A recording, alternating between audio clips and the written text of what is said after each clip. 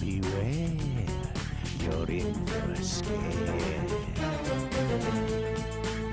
Goosebumps.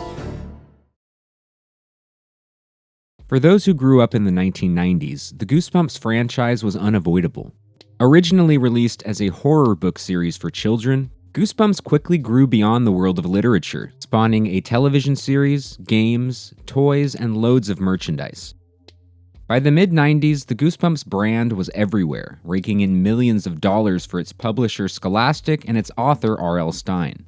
But as the franchise exploded in popularity, a legal battle would manifest between Stine and Scholastic, which would ultimately lead to the franchise's downfall. R.L. Stine began his publishing career in the 1970s, serving as the editor for the teen humor magazine Bananas, which was published by Scholastic Press. In 1984, the magazine folded, and Stine was encouraged by his editors to dabble in young adult horror, a literary genre sweeping the book world. By the mid-1980s, authors like Christopher Pike and Lois Duncan had grown to prominence, writing paperback thriller novels aimed at teenagers. Stine took a crack at it, publishing Blind Date in 1986, followed by a string of standalone teen thrillers. As his work gained in popularity, Stine and his wife Jane set up a publishing company called Parachute Press. The company worked out a deal with Simon & Schuster to publish their new teen horror series Fear Street, with the first installment, The New Girl, being published in 1989. The series was presented in an anthology style, with each installment following different characters within the fictional town of Shadyside. The series depicted dark themes like murder, hauntings, and psychic phenomena, and by the early 1990s, Fear Street had soared in popularity to become one of the best-selling book series for young adults, with Stine releasing a new book every single month. Around this time, Stine was encouraged by his wife Jane to create a new horror series, this time aimed at children rather than teens. The result was Goosebumps, with Stine lifting the name from an ad he saw in TV Guide. Like Fear Street, the Goosebumps books would be anthological in nature, with each installment featuring a child protagonist facing sinister supernatural forces. Goosebumps' target demographic was children ages 8 through 12, and in 1991, Parachute Press signed a deal with the Scholastic Corporation, allowing them to publish the first 6 Goosebumps books. While Parachute would own the series' trademark, the agreement gave Scholastic control over the book's non-publication rights, which would include adaptations, merchandise, and other licensing deals. Additionally, Parachute agreed to a stipulation that said that R.L. Stine would be the sole writer of each installment in the series. The first 2 books, Welcome to Dead House and Stay Out of the Basement, were published by Scholastic in July of 1992. More installments quickly followed, but with limited promotion, the series was not a huge hit right off the bat. However, Goosebumps would benefit heavily from being included in Scholastic book fairs, which took place at various elementary schools across the country. Scholastic had begun doing book fairs in 1981, in which the company would deliver books to school libraries and display them for a full week, allowing students to browse and purchase them. The event was designed to raise money for schools and promote literacy amongst grade school children, also serving as a valuable outlet for Scholastic to promote its books directly to kids. Within a year of its publication, Goosebumps had become a big hit at book fairs, with 1.8 million copies of the series in print by 1993. And though R.L. Stine was already a recognizable name with teen readers thanks to Fear Street, Goosebumps helped him reach a younger demographic, delivering his signature spooky tales to an elementary school crowd. Many applauded Stine for creating content that got children reading. Others expressed concern that the horror themes present in these books were too scary for young readers. But regardless of what parents and critics thought, one thing was for certain. Children of the 90s loved to be scared, and Goosebumps was delivering the goods. Scholastic and Parachute Press quickly renewed their contract, agreeing to publish more Goosebumps books written solely by Stine. And through word of mouth, Goosebumps' popularity grew immensely, with the books in the series consistently hitting the bestseller list. In addition to the original series, the first spin-off book was released in October of 1994, a short story collection entitled Tales to Give You Goosebumps, and the series overall was now outpacing sales of Fear Street. While Goosebumps had grown steadily in its first few years of publication, 1995 was the year that the series exploded in popularity. An interactive spin-off book series entitled Give Yourself Goosebumps was introduced, and between the original book series and its spin-offs, Scholastic was reportedly shipping out 4 million copies of Goosebumps books every single month, as the series now had over 70 million copies in circulation. Fall of 1995 would see the premiere of the Goosebumps television series, produced by Scholastic Productions. The pilot episode, an adaptation of the 11th Goosebumps book, The Haunted Mask, premiered in a primetime slot on the Fox network, before moving to its regular time slot on Friday afternoons during the Fox Kids block. The series received high ratings and positive viewer feedback, prompting the creation of yet another spin-off book series based on the TV episodes entitled Goosebumps Presents. In 1996, Scholastic began releasing episodes of the TV series on VHS, and the franchise was now expanding beyond books and TV, with various products being released bearing the Goosebumps logo. In July of 1996, Scholastic announced a $40 million deal with the Pepsi Company to promote Goosebumps through various Pepsi-owned products. Miniature Goosebumps books would be included in 30 million bags of chips, and millions of dollars worth of ads on TV would draw attention to the promotion. Goosebumps merchandise was being pumped out left and right, and brand exposure was higher than ever. The series had begun as an organic word-of-mouth literary phenomena and had quickly turned into a mainstream multimedia brand. And Scholastic as a company had benefited immensely from the franchise, reaching $1 billion in sales and being dubbed the Disney of children's book publishing. But Parachute Press was growing increasingly frustrated by their agreement with Scholastic. In early 1996, Jane Stein, along with Parachute Press executive Joan Warricka, attended a meeting with Dick Robinson, the head of Scholastic, in which they asked the publisher to give Parachute control of Goosebumps licensing, along with a $10 million signing bonus. Scholastic refused. The Goosebumps brand, including all of its licensing deals, was now responsible for half of the company's profits. Relations between Parachute and Scholastic quickly deteriorated, with one former Scholastic employee telling the press, "World War III began that day, and it killed the brand." Despite their differences, the two sides signed a new deal in November of 1996, which gave Parachute control over the negotiation of licensing deals, with Scholastic having the right to approve or deny the deals. The new agreement would allow Scholastic to publish 106 new books from Parachute, and would increase the royalty rate that Parachute was to be paid from Scholastic. But the new contract also contained an important provision, that if any of its terms were breached, the agreement would be void and the two parties would revert back to their previous agreements. With the Goosebumps TV series entering its second season, over 40 Goosebumps licensing deals had been secured, and the franchise was hitting a new peak. But by 1997, the empire would begin to falter as internal and external pressures threatened to tear it apart. In February of 1997, Scholastic announced to investors that sales of Goosebumps books were unexpectedly declining, which would result in the company's stock values dropping. The drop in sales was attributed to older Goosebumps books not selling as well as they had in the past. With over 180 million Goosebumps books in print, it appeared that the book series had finally reached the ceiling of its success. The news hit investors hard, with Scholastic stock dropping 41%. The company's stockholders subsequently filed a lawsuit against Scholastic, charging that it knew about Goosebumps' declining sales months earlier but had deliberately concealed the information. While book sales had dipped, the Goosebumps franchise remained strong overall in 1997.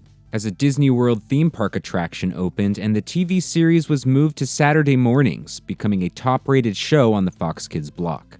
But by mid-1997, relations between Scholastic and Parachute had completely soured. The two entities reportedly came to a stalemate over licensing deals, with 16 different deals falling through because of their internal disagreements. In summer of 1997, Scholastic accused Parachute of using unapproved forms to make licensing deals. Scholastic saw this as a violation of their contract, which they said gave them the right to void the current contract and revert back to previous terms. This would mean that Parachute's higher royalty rate, which was negotiated in the newest contract, was also void, with Scholastic halting its royalty payments to Parachute. In response, Parachute Press filed a lawsuit against Scholastic, charging that Scholastic had breached their contract and owed them $36 million in royalties. Scholastic countersued, alleging that Parachute had breached the contract first by hiring ghostwriters to write the Goosebumps books. According to the contract made between Scholastic and Parachute, Stein was to be the sole writer of the original Goosebumps books, though the agreement did permit him to use ghostwriters for books in the spin-off series. According to Scholastic, R.L. Stein did write the first 16 books himself. However, starting with book number 17, Why I'm Afraid of Bees, Scholastic claimed that Parachute began hiring ghostwriters who would be given a 10-page outline from Stein and turn it into a full manuscript of around 120 pages. These ghostwriters allegedly made a majority of the creative decisions, while Stein would review the manuscripts and make minimal revisions before publication. Scholastic claims that Stein was working more as an editor rather than a writer, thus breaking the terms of their contract. Scholastic even claimed that the declining sales of the Goosebumps books were a direct result of Stein employing ghostwriters, as they were not able to adequately recreate Stein's unique voice. R.L. Stein was releasing 24 books per year, and while some questioned how this was possible, he had always publicly denied using ghostwriters, joking to the press in 1993 that he's much too greedy to hire assistants.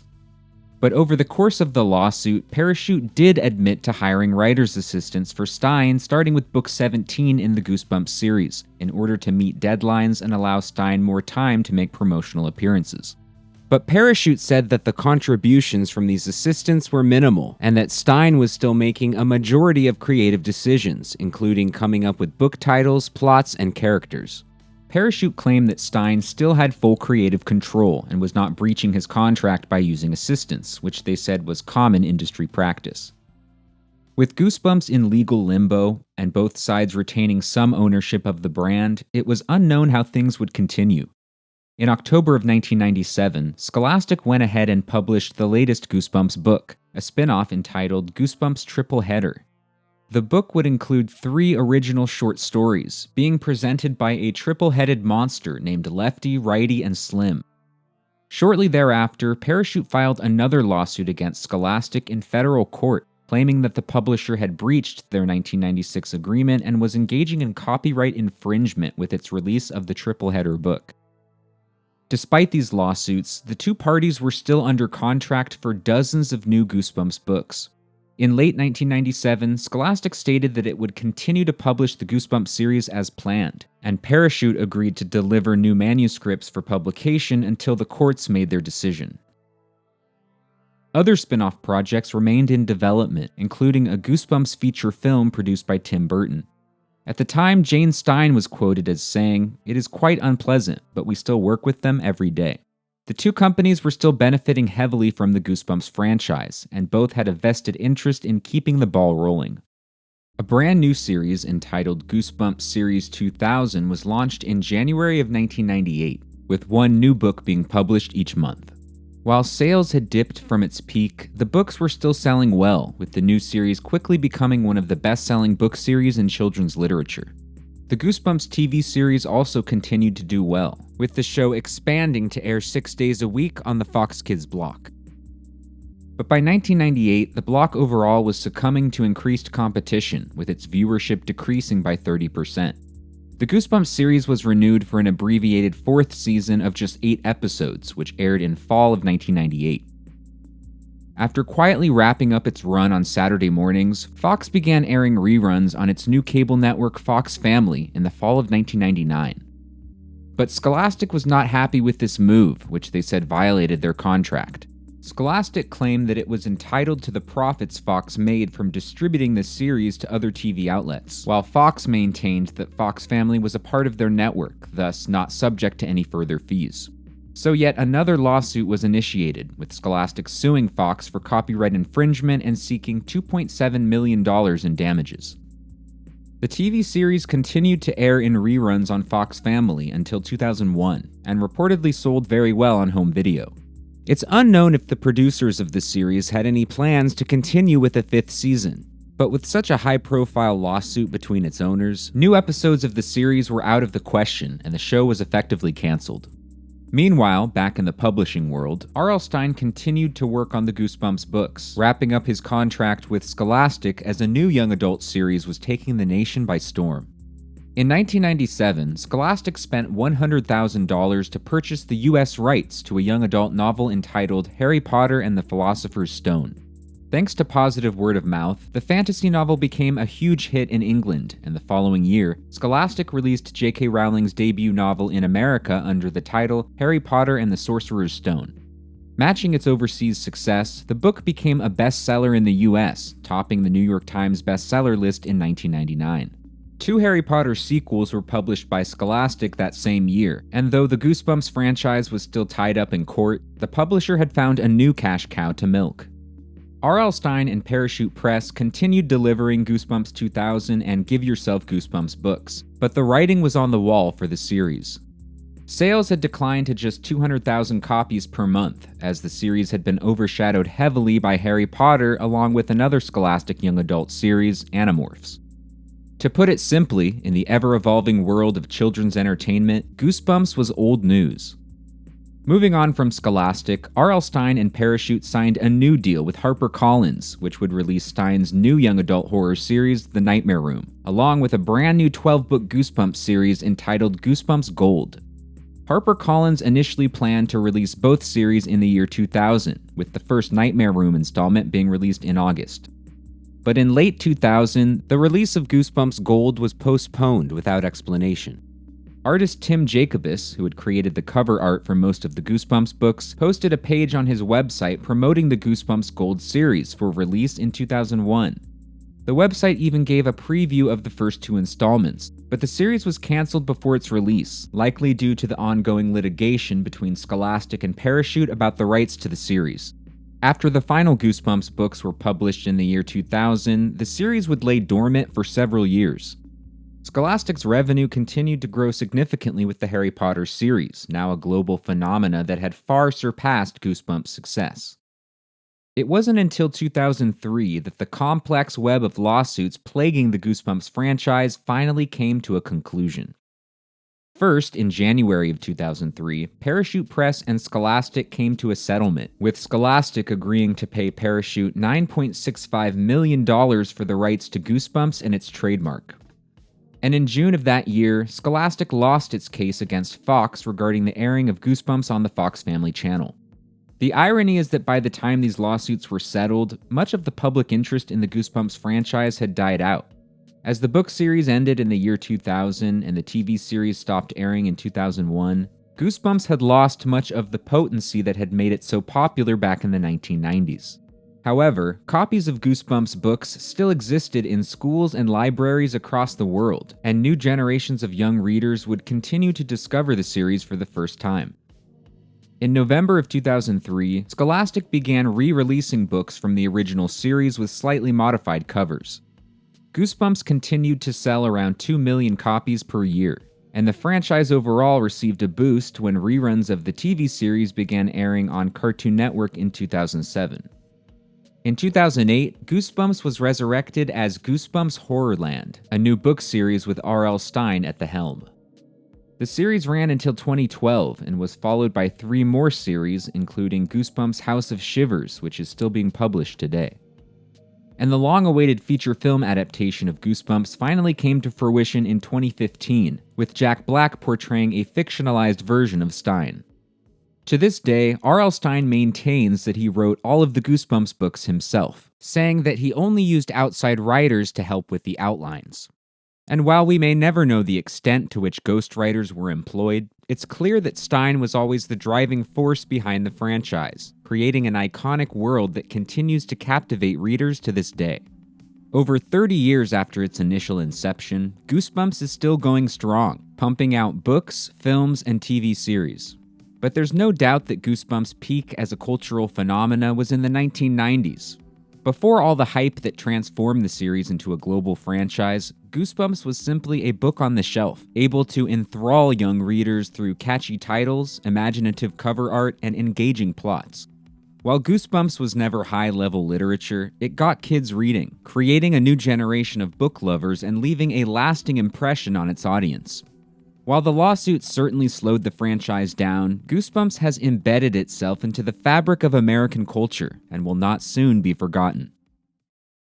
If you enjoyed this video, please hit the like and subscribe buttons. And if you'd like to support me on Patreon, you can find the link in the description.